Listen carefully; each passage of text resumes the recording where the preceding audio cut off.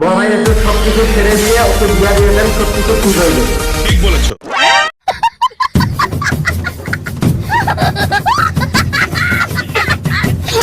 আমার কথাটা তো একটু শোনো। এসব আমার ভালো লাগে না। তো তোমাকে কি ভালো লাগে?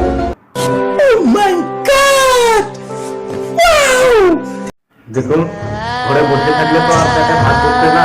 তাও সত্য। তাই কিছু না কিছু করে খেতে তো হবে। আহারে চোখের পানিতে বুকটা বাইসা যা।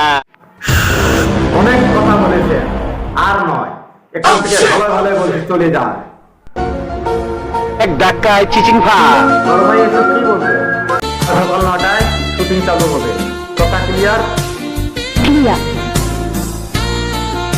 স্যার আপনি একটু বাইরে গিয়ে আবার ঢুকেন, আমরা আপনাকে দাঁড়ায় সম্মান করি।